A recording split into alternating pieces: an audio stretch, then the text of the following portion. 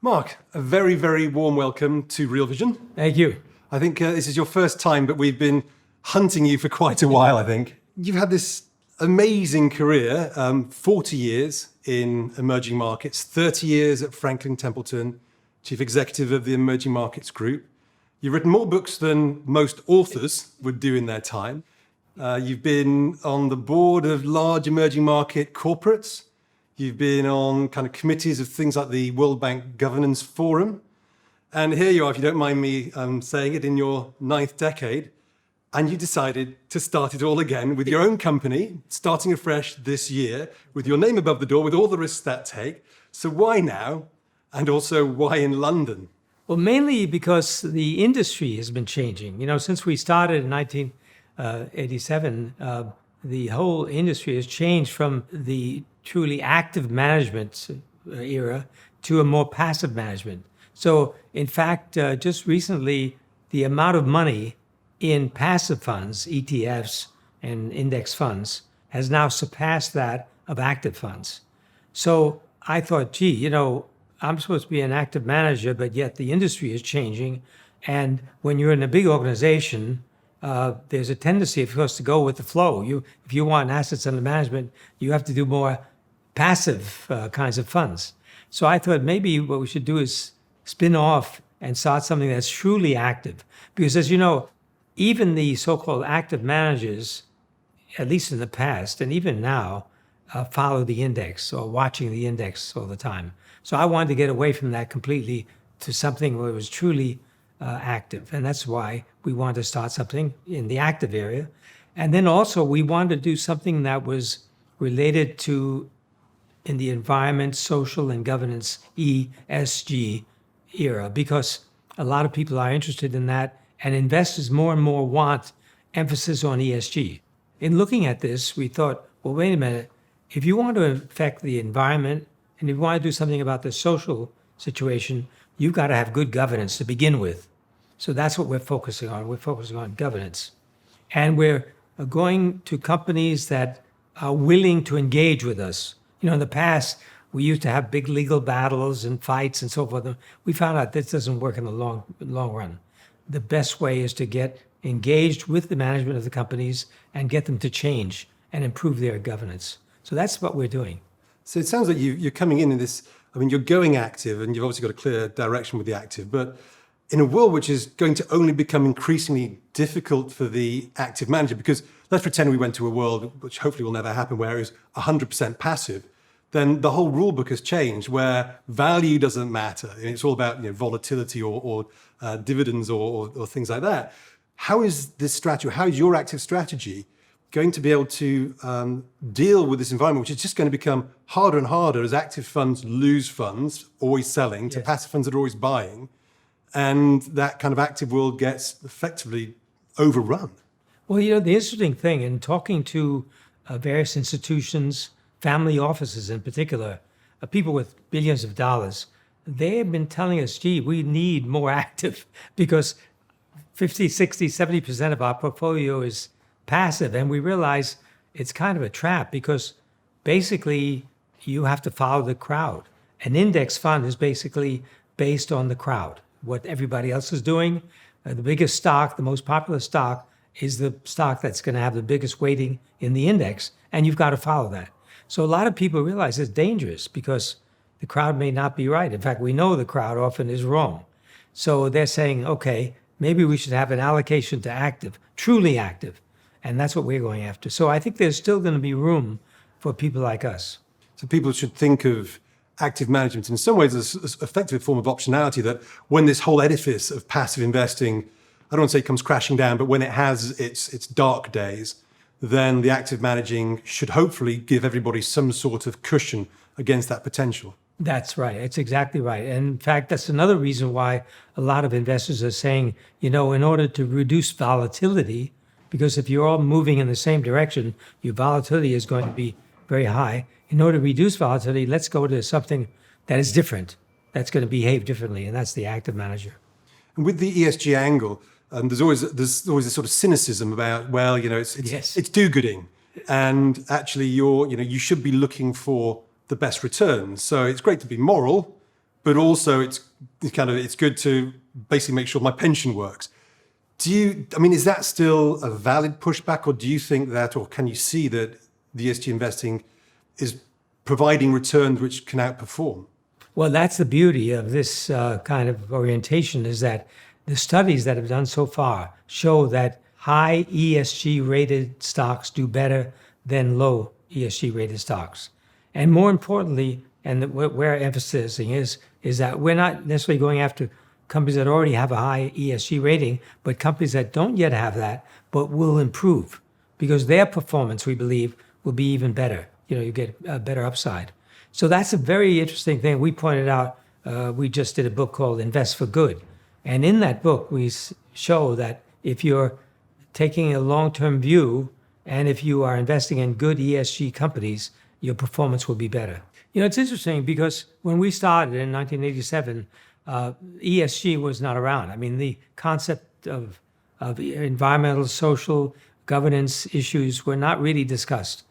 But inadvertently, we were paying attention to those issues because it was risk control. At the end of the day, let's say you're in a mining company.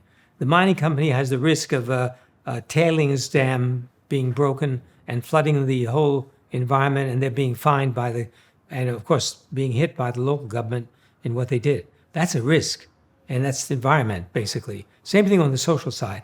If the company has bad relationships with the community and with their workers, they're not going to do it. It's a risk. They're not going to do very well. It's a risk.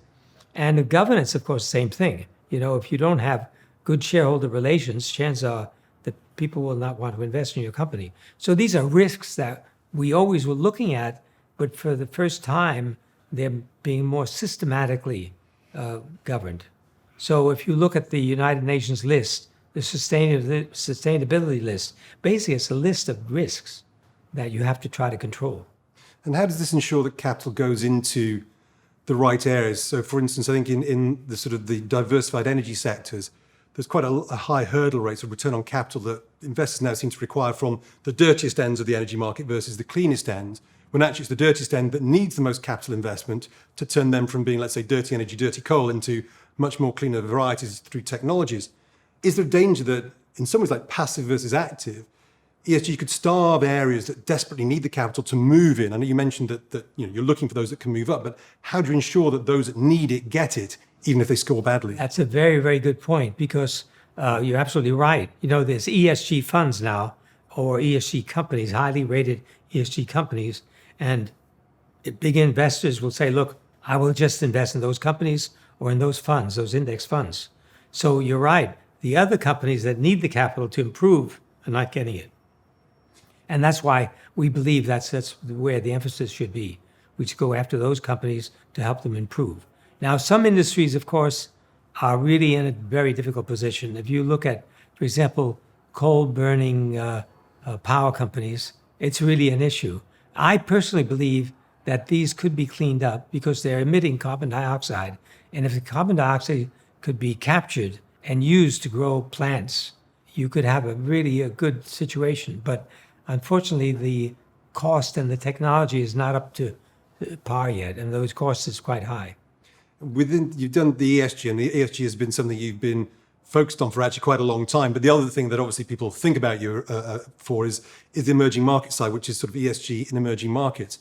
How do you see emerging markets right here? Because there's been this big structural shift, almost a mega trend through your career, where you probably were in that globalization trend, which may have now peaked, and we're now moving towards regionalization. How do you see the sort of big changes coming through now versus maybe when you started in this 40 years ago? It's really interesting to see the progress. When we started in 1987, well, before that, I was at MIT. I studied economic development. In those days, the economic development theory was based on, well, maybe if we build a steel plant, the country will grow. Or maybe let's build a railroad and the country will grow. Because they couldn't explain why countries were not growing. Because you had the so-called third world, the underdeveloped and so forth. And finally, the World Bank, IFC, and these multilateral institutions began to realize that if you want a country to grow, you've got to have a market economy. That means you got to dispense with socialism, communism, and dictatorships that control the economy. You got to have a market economy. That's where we started. So in 1987, when we had the very first emerging markets fund that listed on the New York Stock Exchange, we had only 8 markets in which to invest. That was it. Hong Kong, Philippines, Thailand, Malaysia, Singapore, and Mexico. That was it. There were no other markets we could enter because either they didn't have stock exchanges, they were a socialist country, everything was owned by the government, et cetera, et cetera. Now we're at 70 countries around the world that have privatized, have opened up markets and established capital markets. So the realization that you need a market economy to allocate resources has now really sunk in. Unfortunately, though, there are now forces in the developed as well as the emerging world which is saying, no, the government has to take back all of this. And here in the UK, as you know, Jeremy Corbyn says, look, in order to give cheap medicines to people, we've got to have a government drug company. Well, that's going in the opposite direction from a market economy. So that, I would say, we're at a very, very important juncture in the history of development around the world. If we back away from the market economy concept, I'm afraid things are going to go backwards. And with market economies, I guess the famous one, the big one, the one that people have made fortunes on. And I mean, you went to China very, very early in this whole process. Most people Yes. really think of China sort of post-WTO in the early 2000s, but you were there a decade or earlier before. What is it in an emerging market and maybe within China at that time that made you sort of sit up and go, yeah, we've got to get in there, and then kind of follow it through? Well, first of all, the incredible enterprising spirit of the Chinese people. I was based in Hong Kong at the time, and Hong Kong was a model of a market economy. In fact, the economists were always visiting Hong Kong to see how it worked because it really epitomized what a market economy does and how successful it can be, despite the fact that it was a barren rock when the British first came there. There was nothing, no resources. So that's what really excited me. I thought, well, if that's happening in Hong Kong, it could be happening in China. Then Deng Xiaoping came out and said, look, I don't care if the cat is black or white, as long as it catches mice. That was a turning point because he said, we've got to now adopt the market economy concepts. Because what they were doing, the Chinese were saying, look, we want to overtake America. You know, Mao made this famous statement about we're going to run a 100-year marathon in order to overtake America. How do we overtake America? What makes America safe? What's to make America strong? It's the market economy. That's really, and that's what they adopted in China. They adopted the market economy while separating the political structure from the market. So that's the model that they used. And today, and China's on everybody's lips. Yes. It's the key, and Hong Kong. And most people probably say that China's drifting back away from the open towards the socialist. How do you see China today? How do you see it developing? Because it pushes people to two extremes. It's either very, very bad or it's very, very good. And that middle ground is not really populated as much as it should be. How do you see China today and evolving? And then how do you see Hong Kong within that? Because Hong Kong, is that something which is going to reach an end game soon? Really, the big battle now is between this concept of a free market economy with free political structures and the Chinese model, which is a free market economy, but with a closed political structure. This is the real battle ideological battle, I would say, that's being fought. And I think there are many people in China, although they probably wouldn't want to admit it, realize that in order to get that next step in progress, they're going to have to free up the political system. Many people will point to Singapore as an example, where they say, look at Singapore. It's basically one party. There is opposition, but one party controls, and it's very successful, and they're doing very well. So this is the ideological battle that we're seeing around the world. By the way, many companies and countries will look at Singapore as sort of the model for the future. And of course, the American model is completely different. And I think the other aspect that we're witnessing is the fact that China now getting so strong economically, militarily, and technologically will gradually become a hegemon. And that is a direct challenge to the US, which considers itself the hegemon for the world. At least up to now, that's been the theory. That's what they've been thinking. And I think there's a danger of real problem. So this trade dispute between China and the U.S. is one item in a long list of items that these two countries have to work out. With China itself, is the economy there, how stable is the economy? Because people talk about China having far too many excesses, particularly in debt, SOEs in the banking sector, and that these are unsustainable, but they've been unsustainable for quite some time now. And in fact, if anything, maybe the big debate globally is which is more unsustainable model, the US, good, bad, democracy, whichever one you call it, or good, bad, dictatorship. But the economic models behind them both have both got their problems. People are looking for China to destabilize because of its successes. How do you see the Chinese economy? I don't see any big issue with the Chinese economy in terms of stability, simply because all levers are in the hands of the government. The government controls the major banks, not like in the U.S. You know, the city banks, First National, all these other big banks in America are private, but basically they are supported by the government indirectly, but at the end of the day, they are private, whereas in China, it's all government controlled. The major industries are government controlled. The currency, of course, is controlled under very, very tight control. So if you have this kind of power in the hands of the government, they can ensure there's no major problem. Now, of course, there'll be minor issues. Certain companies will go bankrupt. There'll be runs on the banks, some of the private banks, and so forth and so on. But at the end of the day, the government will be able to control this kind of situation. And then Hong Kong within that, Hong Kong is being seen as the, not the antithesis, but obviously the pro-democracy, the whole fighting for the westernized ideals. Is Hong Kong so important to China as an economic conduit that China will actually step back from the nasty endgame? Or is there sufficient violence on the street for China to go, actually, you know what, we're going to go in? Because wouldn't that have a massive negative shock economically for China, which uses Hong Kong as its capital conduit? I think the Chinese have to be very cautious in moving in militarily into Hong Kong for a number of reasons. One, the U.S. Congress, it's one thing the Democrats and Republicans agree on. They want to ensure that Hong Kong is not taken over by China at this stage, at least, until the years during the term of the treaty are running out.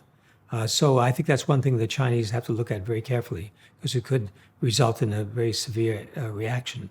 The other thing they have to be concerned about is Taiwan, because if they want to embrace Taiwan and get a favorable reading from the Taiwan public, they have to seem to have treated Hong Kong very nicely. So this is another very important aspect from the Chinese point of view. But look, if things get completely out of control, it could happen. The Chinese could move in. But if they do in an aggressive way, it could result in an international incident. It could be quite critical. Chinese liquidity or Chinese credit has been one of those key cornerstones of global support, particularly since 2008. It seems that they've shifted the focus. It seems that they've manufactured a slowdown, whereby we can see it in what we're seeing in Korea, what we're seeing in Germany. Do you think that China is in control of that slowdown? And if so, how long will they allow this grinding slowdown to continue? Because obviously the externalities of that have been quite severe for some countries. Well, yes, to some degree, they're in control in the sense that they realized that there were a lot of excess liquidity in the system and a lot of very bad investments being made. So they began to crack down, telling the banks, look, you've got to stop issuing these trusts, the so-called trusts that they were issuing, which they said they're not responsible for, but actually people would line up in front of the bank and want their money back. So the government stepped in and say, look, you've got to cut down, or at least, reduce that. And they also started reducing some of the projects which some of the provinces were involved in. So I think, you could say that in some ways they programmed a slowdown, but they can't have too much of a slowdown because unemployment is a key. If you have high unemployment in China, that means political instability, which is something that they are really concerned about. So what I think they've been doing is saying, okay, the domestic economy, we've got to slow down in order to stop the excesses, but we're going to move out. We're going to do Belt and Road, which will enable us to export some of our heavy machinery, our technology, et cetera, et cetera. So if you go around the world, in Latin America, in Africa, and other parts of the world, you'll find Chinese companies are very active in doing infrastructure. Well, Huawei is all over. If you go to countries around the world, the Huawei switchgear for telecoms is very prevalent. So they've been computing many areas where they think they can excel. China's hard power is very clear in terms of its relationships with places like Sri Lanka, ports and Pakistan. But the sort of soft power of the corporates, these large corporates, do you think people are right to be concerned about the spread of the likes of Huawei on the global stage, and particularly with these mega corporations? Let's focus on China first, but we can come to the US afterwards. These mega corporations from China, their impact, and the way that they're getting into the sort of the back door into a lot of countries. Should we be concerned about that? Yeah, individual countries have got to be concerned, because a lot of times they'll go into a country, an African country, for example, or Sri Lanka, and say, look, we're going to build a big port, and we'll lend you the money to build it. And then when they can't pay back, they say, okay, we'll take over the port. So this is a sovereign issue that is concerning to many countries now, increasingly. But on the other side, if you travel to Africa and some of these countries, they've done incredible infrastructure work. Now, they imported Chinese workers to come and do it. They imported Chinese equipment and so forth and so on. But the bottom line is the infrastructure was built in record time and is beneficial to the countries. So this is the big conundrum that you see in many of these countries. On the one side, they say, look, we don't want to be controlled by the Chinese. But the other side, they say, we love this infrastructure. This is what we need, and we can't do it ourselves. So yes, there is a danger, but it just depends on how much you can control at the end of the day, whether you can limit the imposition from a political viewpoint. But it's going to be very, very difficult going forward. With China, they're obviously getting a very large global footprint, whether it be the sort of hard power of them building ports in countries like Sri Lanka, but also the sort of soft power of their corporates, which are effectively kind of run by the government, like Huawei, you mentioned before. Should countries be concerned about both the soft and hard power into their countries? And is it right for the US and Europe to be worried about these things as well? Oh, no question. I mean, it's already had a big impact. It was interesting. I was in Sweden recently, and I was talking to someone from Ericsson. And they said, in 2005, Huawei moved into the city where we have our head office and built another office right next to us and started hiring all our people. Technology transfer, that's what it's all about. So a lot of this technology has been transferred either inadvertently or legally, illegally, whether any way you can look at it. And that has been a really big problem. So market share has been lost. I was in Argentina talking to a telecoms company, and they said, we're increasing our capital expenditure. We're doing new switchgear. And I said, but your balance sheet shows that you're reducing. He said, yeah, because Huawei came in and offered us half the price of Ericsson. And I said, but how about service? He said, there are 100 Chinese engineers next door. So this is what's happening. The power of these companies is incredible because they have credit from the government and they can move in. And in some cases, profitability is not a concern. It's more about expansion. And credit, in some ways, not just from China, but globally, central banks and this incredible decade of credit that we've seen, or central bank balance sheet expansion. How do you feel that has changed the investment landscape vis-a-vis developed markets and markets outright, but emerging markets versus developed markets? It's a really interesting point because we talk about a market economy. Unfortunately, the central banks have interfered in the running of a market economy because by the injections of cash into the system, by manipulation of interest rates and so forth, they basically are destroying the market allocation of resources. Because if you have negative interest rates or zero interest rates or 1%, how do you evaluate investment? What if it doesn't cost money to invest, why not invest in anything? That's why you see these huge multi-billion-dollar issues, IPOs of companies that are losing money. Some people, of course, are waking up to this reality, but the bottom line is that there's plenty of cash available for that to happen. And it distorts the whole market mechanism. Because you must remember, the idea of a market economy is that you're allocating resources to companies and projects which have a viability, are able to sustain themselves over a long period of time. If you don't have that necessity to evaluate, then you're building things that are useless. And of course, this happened to some extent in China because the provinces were given goals to achieve certain growth rate, and they started building. And they have ghost cities when there's nobody in the cities. So this is the problem that you have facing. And by the way, it's one of the faults of the Chinese system that could have tremendous impact going forward. But unfortunately, the same thing is happening in the West because of central bank behavior.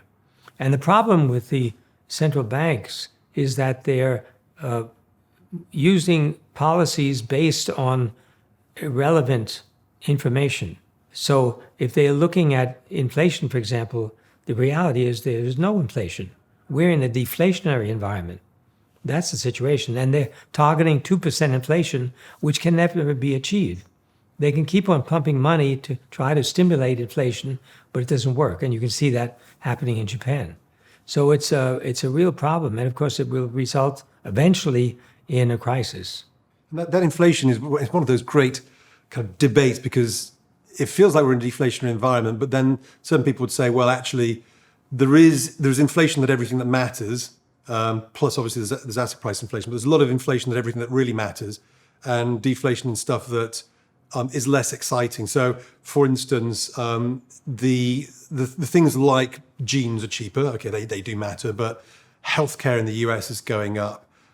You've got, in the UK, a house of the same size today versus 30 years ago is more expensive. So there's a lot of things where people say, well, no, there is inflation there in big item things that are going to take me kind of out of consumption in good things. Why is it, or what is the disinflation that you see or deflation that you see versus the inflation that a lot of other people say is there, and by the way, is about to come in big size with these central banks doing all this liquidity? The bottom line is this. Let's take medical care. Medical care 10 years ago, 20 years ago, 30 years ago was entirely different from Medicare today, simply because they are now able to cure diseases that they were not able to cure 10, 15, 20 years ago. They have diagnostic equipment now that didn't exist at that time. So yeah, sure, you're spending more money, but you're getting more benefit. In other words, the degree to which these medicines are able to save human life is quite amazing and is getting better every day. And this costs, of course. But so in other words, you can't say that it's inflation. In other words, you can't say that healthcare today is more expensive than it was 10, 15, 20 years ago because it's entirely different. The quality is much, much better and it's having a better effect. And also another point that people forget is that it feels like prices are going up. But how about your wages? Are your wages going up? They are. They're keeping track with this. So at the end of the day, as Milton Friedman used to say, inflation is always a monetary phenomenon. In other words, money is being devalued every day. If you look at the history of money, no currency has kept its value. It's never happened. As we were discussing before about candy bars, when I was a kid, I could have a Milky Way. It was a big Milky Way for 10 cents. Now you pay $1, it's about half the size. The package looks the same, but it's shrink inside. So it's always something to do with the monetary system and how money is being devalued. And our monetary system today is every central bank, or every big central bank, is pumping this vast amount of liquidity, and it seems that the velocity has dropped. It's starving maybe potentially good companies of capital. It's going to companies that don't need it, often through the sort of passive programming as well.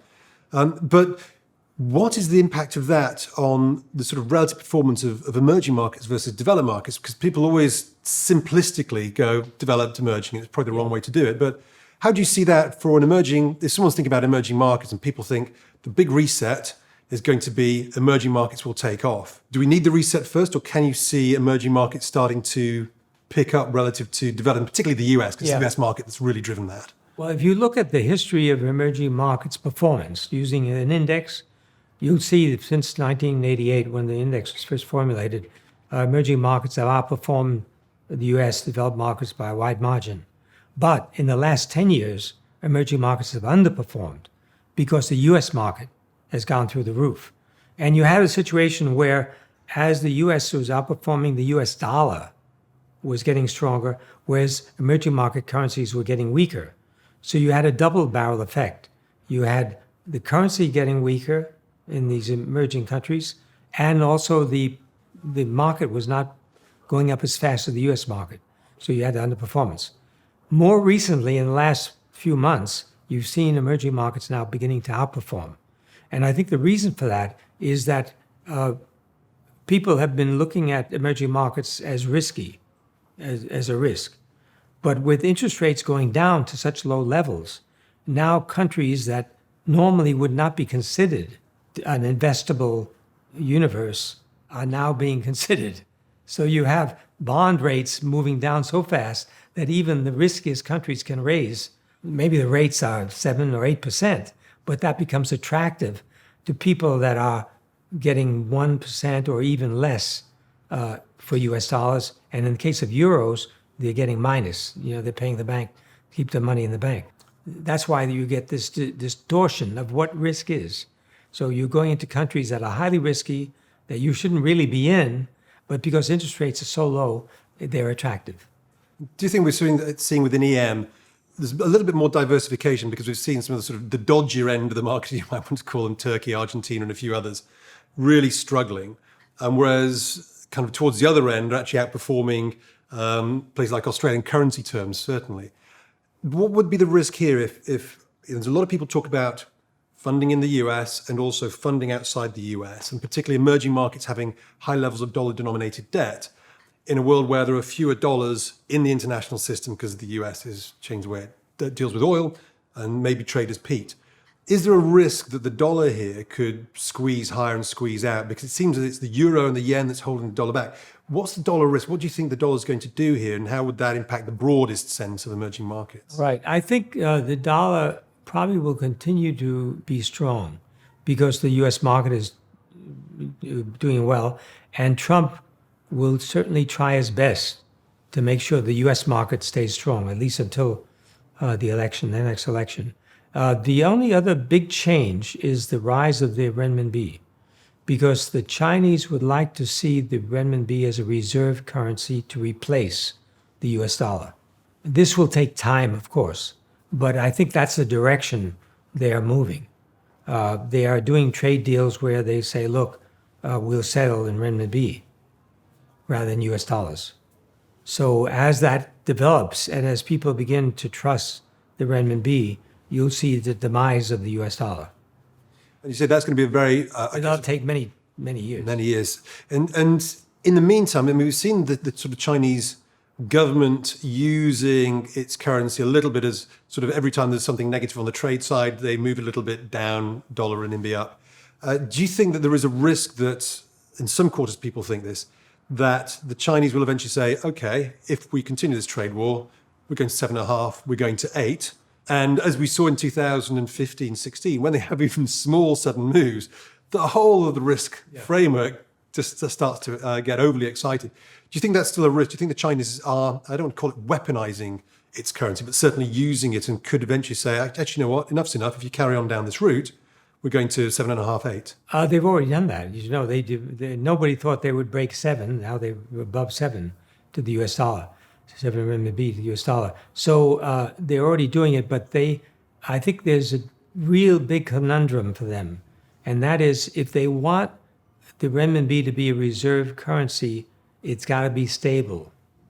They don't want people thinking that the renminbi could get much weaker. So that's one side they have to consider. The other side is, as you mentioned, in order to maintain jobs, in order to maintain exports, they've got to devalue the renminbi. So I think they have to be very cautious in looking at that. I'm sure there are big debates.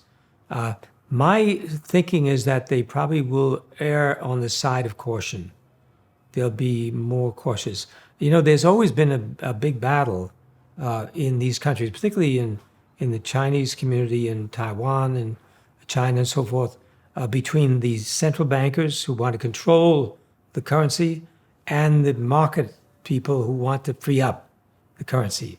And that's the reason why they've been so slow in opening up the market to foreign investors, because they got to have convertibility. If you're buying stocks, you want to get out as well.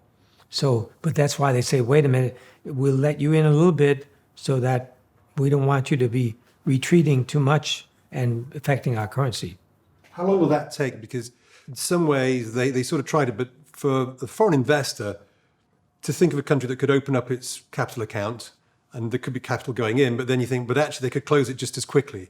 And in some ways that, I think, is how a lot of investors view China, which is this amazing opportunity, but it's an amazing opportunity that's just fraught with that uncertainty because the calculation, the political calculation, has probably confounded most people over the last 12 to 18 months and potentially for the next, 18 months, 12 months to the next election. How long is it going to take for them to open up the capital account in a way which is really attractive to genuine external investors? I think it'll take a number of years before that really happens, simply because they tend to be quite conservative. And the central bank in China wants to be able to keep control of that currency. And the government also wants to make sure that the currency doesn't get out of control, that they don't have the control. This is the problem the U.S. has. They can't devalue. It's a global currency. The globe determines what the currency is going to be. Of course, they can manipulate interest rates and so forth, and maybe, they raise interest rates, the dollar gets stronger, but not really. A lot depends on confidence, what confidence people have in the currency. It's probably true at the moment where the differential between the US and the rest of the world is so wide that it actually needs to come down first before interest rate differentials matter again. And the problem with the US is that if it's coming down, it probably makes US assets more attractive, so more money will come in and the dollar will still go higher. Well, the interesting thing is that some countries, you take Hong Kong, for example, they pegged the Hong Kong dollar to the US dollar. So, and they did that because they figured, well, if we want to get foreign investors coming in and buying stocks here, they've got to be confident that they'll be able to get out in US dollar terms. Okay, it's Hong Kong dollar denominated, but they're linked to the US dollar. With the current environment where we're seeing that those countries which seem to have the tightest relationship with maybe the fewest goods with China, so Korea's been suffering, we've seen that, obviously Germany. So it seems that a lot of the sort of China area is under a bit of pressure. But where do you see in emerging markets? Are there any countries, regions, styles of economy where in the emerging markets you go, no, that is a really interesting one. Regardless of what happens with the dollar, I would want to be investing into maybe that specific country or region. So many of them, take for example India. And India is now in the takeoff stage, and you have a government now that's really intent on having better growth in the country. They realize that they've got to have 7, 8, 9% growth in order to employ all these people coming into the labor force. So India would be one good example. Brazil would be another good example of where the country is very dynamic. They're undergoing reforms. And this is the interesting thing about the internet revolution. What has happened is that now politicians can run, but they can't hide because everybody knows what they're doing because of this internet, the smartphones. So you're seeing reform in a lot of these countries as a result of this development. A lot of reform is coming from strong-arm individuals. You talked about it before. In some ways, we're going away from sort of bad democracy to what you might say were benign dictatorships like Singapore being good, but actually we're seeing strong-arm dictatorships, some being rewarded, some aren't. Brazil being rewarded recently. Yeah, and it's really populism is what we're talking about. Populism is coming up because of the internet, because of the degree to which a guy like Trump can get elected, even though all the major press is against him. If you go down the list of the major newspapers in America, they all hate Trump. They give negative coverage of Trump. The major networks, negative on Trump, but yet he can be elected. How does that happen? Internet. People are getting their information through the internet. And with the sort of the US, and we talked about China before and Huawei, there's these enormous corporates out there now. And if anything, people talk about the problem we have today is too little capitalism, not too much, because we've seen on a global basis corporates, whether it be from China or whether it be from the US, becoming so big, these behemoths, that they are stifling competition. It's almost as part and parcel of this whole world of central banks pushing yields down, passive investing, large corporates which can buy up any opposition and kick it out. Again, it goes back to, you've just started as an active investor into this quite horrific environment for active investors. How do you perceive that going? Because on a global basis, you really want to see these mega companies constrained, at least constrained from subsuming everything else that is a small startup, but often is a private startup that never comes to the market. Yeah. How are you going to navigate that world where it just seems that everything's against you? Well, that's a very good point, because more and more you're seeing companies like Facebook, Google, Alibaba, you name it. You're in these huge companies. Well, take Uber. Uber, they dominate many markets, and they've gotten really too big. And you wonder, where are the antitrust people? What are they doing? Because part of the whole system, the capitalist system, is based on some degree of restraint, where big corporations cannot dominate an industry, because that kills competition, basically. So you've got to have some degree of enforcement of antitrust or anti-monopolistic practices. Our answer to that in our investment behavior is to go after medium and smaller size companies that are not in that position. Because if we go to a company like Google or Facebook, you're not going to have anything to say. You first of all, it's not one share, one vote. The founders of the company control the company. So you go to them and say, I want you to reform, say, go home, I'm not interested. Whereas if you go to a medium or small size company, they'd be more amenable to talk. They want to improve, they want to get bigger. And provided they have one share, one vote, we can have some influence.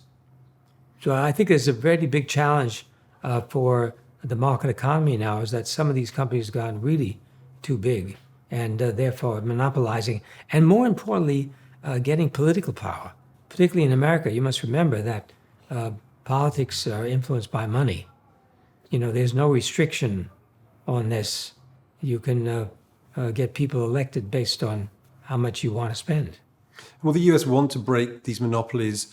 Obviously, at home, they might feel that it's absolutely the right thing to do, but would they want to break monopolies where the biggest competition is the Chinese equivalents, which will remain monopolies? But if they break the US-style monopolies or the Western monopolies, then suddenly they may have less strength to compete in that nether region of the world, which is not controlled at the moment by either. That's the big conundrum now, and I think that's probably why the US in particular has not really constrained some of these companies, because you're not only talking about national competition, you talk about international competition. So you've got a competitor controlled by the state, dominating a sector, and they're not being constrained. There's no anti-monopoly behavior, which is why what the West is trying to do, at least the US is trying to do, is go to the Chinese and say, look, you've got to adopt our way of doing things so that we're on a level playing field. You've got to now begin to let our companies compete in your market freely, without constraint, because otherwise it's not a level playing field. And that's what it's all about. It's not only, as I mentioned, it's not only about trade, it's about a whole system of doing business. But you can see from the Chinese point of view, we said, wait a minute, we don't want you coming in and dominating some of our industries and having a political influence. So we want to be at the pinnacle of political power. And I guess with that sort of, that environment, do you in some ways say, okay, well, that's a battlefield that we can't necessarily invest in yet, or we can invest in, but it's a battlefield. You've been talking about these smaller companies, mid-cap companies, but do you have any sort of specific rule book outside of the ESG where you are saying in terms of the makeup of government surpluses, debt, etc.? So what is its current account looking like? You obviously look at the corruption index, but what are the sort of the general important things, let's say on a country basis, that are going to drive you to a specific country to invest in, and then maybe dig down to those more specific investments? The key question is, can we get the money out? When we go in, can we go out as well? That's the key question. And then Once you've asked that question, then a whole series of other questions come in. What's the political environment? Are you going to get a Chavez, like in Venezuela, where he said, I'm going to take over all the companies? You're going to look at the foreign exchange situation. You're going to look at balance of payments. You have to look at all these things and the corruption index and all the rest of it. To answer that question, once I go in, will I be able to get out again? That's the key.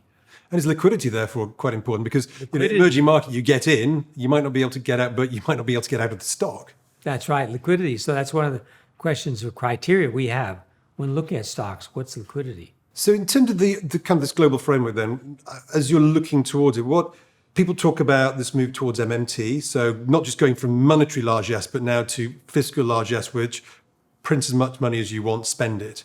Do you feel the global framework is potentially teetering on the edge of something good because this will work, or something bad because this whole kind of fiscal and monetary combination is just another step in what has already been an extreme shift in the, not the investment, but in the central bank and therefore the investing psyche over the last 10, 15 years? I think it's getting better. I mean, there's no question.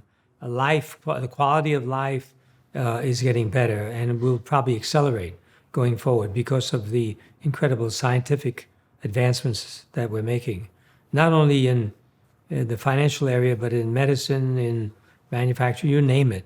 There are incredible changes taking place, which means a better quality of life and more progress going forward. So I think we're in the greatest period of mankind's history, basically. A lot of people maybe not realize that they're more concerned about, their everyday problems, but the reality is that we are in an incredible period. And do you think that period is a linear period, i.e. we can extrapolate it out a long way, or do you see any risks to, everyone talks about the everything bubble. I mean, it's not a bubble yet in EM compared to what we're seeing in high yield or bonds, particularly in the bond market, which is in some ways just an incredible place, given that we've got this up to nearly 17 billion of negative yielding debt at one point. But could that become a source of destabilization so that what has been a very good trend for the last 20, 30 years, people are always saying, well, we just keep iterating towards something more extreme, and we're in the most extreme format, which could come crashing down any time now, but it could still be another 10 years. There are going to be crises, there's no question. Financial crises will take place because you always have excesses and you have corrections. The good news is that the corrections are very short in duration. They're very frightening. The markets go down dramatically, but they don't last down. They go up pretty soon, maybe a year after. The big danger, I think, facing mankind is nuclear disaster. Because now weapons capability, people thought that the nuclear bombings in Japan, Nagasaki and Hiroshima were terrible events.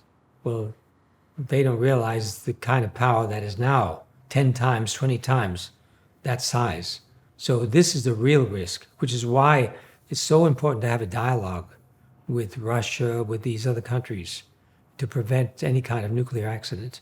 There's a very nice book written by the former Secretary of Defense, U.S., called My Journey on the Nuclear Brink. And he mentions cases where they almost made a mistake. They were ready to push the button. There was an error. In one case, they said, look, we've got 6 rockets coming our way from Russia. And they call back and say, oh, we made a mistake. It was a model that we put on the computer and it was running. These are the mistakes that can be made. That, to me, is a risk. All these other things pale in comparison.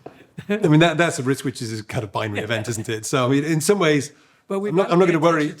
Sort of, but it's kind of that's the end, and so so I don't focus on that because I worry about the sort of the smaller cycles of will I be a little bit poor in the next 2 years because of a drawdown in the debt world, etc. Well, the good news, as I mentioned, is that there will always be bear markets, but the bear markets are shorter in duration than the bull markets. Bull markets last longer. That's the bottom line. If you look at the U.S. market, look how long the bull market had lasted. Okay, we had the financial crisis. How long did it last? A year or less? And then the recovery began, And by the way, people make the mistake. They measure the top to the top. In other words, it's taken 10 years for it to go to where it was. No, you should have been investing at the bottom. And you would have made a fortune because the progress going up was quite rapid. People will always sort of say, well, 2000 was a small part of the leverage, which then got fixed by a bigger part of leverage, which then got fixed by a bigger part of leverage. And we've had in the last 40 years these incredibly long business cycles driven by central bank backing. Yeah. Central banks now hold the baby. So when they go, isn't that the risk that the next one, because we're always looking for the next one, but the next one, it'll go down and this time it'll stay down because what comes after central banks? Isn't that the risk? No, the reason why it is not a risk is that governments can create money. Is the fact that we went off the gold standard means that now money can be created out of thin air. So at the end of the day, all debts can be paid easily with the devaluation of the currency. Now, people may not like the devaluation. They may lose the value of their savings, but at the end of the day, these problems can easily be solved. But I always think with that, there's always going to be the element of you print money, and we have printed money, and we've had an incredible fall in at least the US velocity of money. And if you continue to print money, effectively hand it out, then the whole method of valuing money is now destroyed, and everything is just on maybe it's a long-term slope, not to oblivion, but to, I think we talked about this before, is do we ever get to the world where it's the end of investing? There is no active management because all money is now passive because central banks have converged everybody to the same growth rate and low growth and nothingness. So isn't the risk here that, I know you love gold, but gold works and everything else kind of doesn't? No, there's no question that could happen where you have a situation where there is no way of measuring risk and people therefore are throwing money at anything and it becomes less productive, basically. But I don't see that happening. I think there'll be enough level heads to prevent that sort of thing at the end of the day.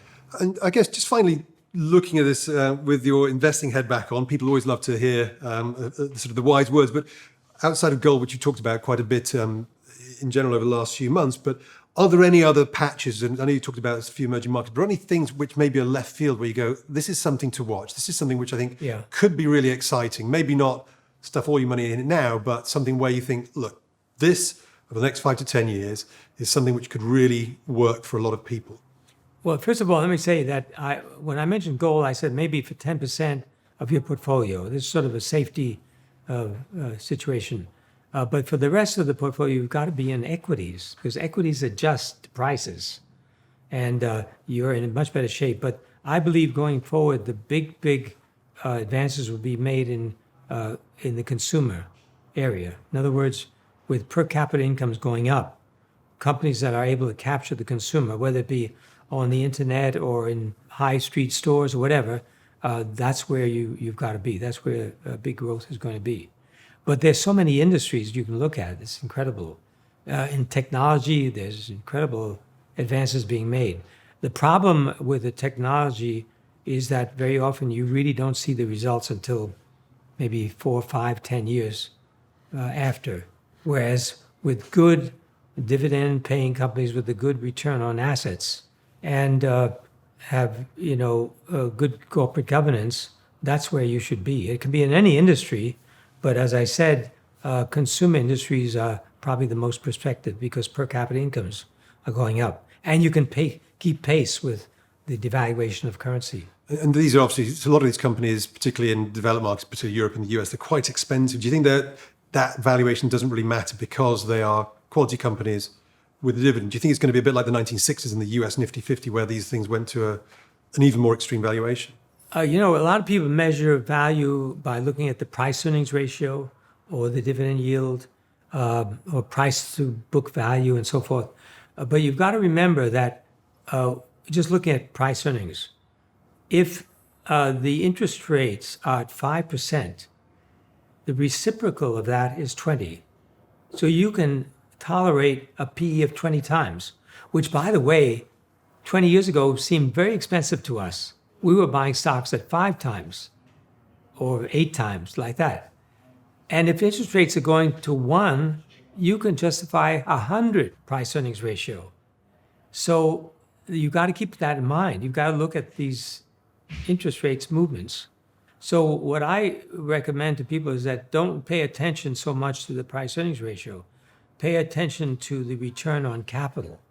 What kind of return are they getting on their capital? Because if they're getting a good return on capital and they're paying dividends, the chances are their earnings per share growth will more than keep up with the devaluation of the currency.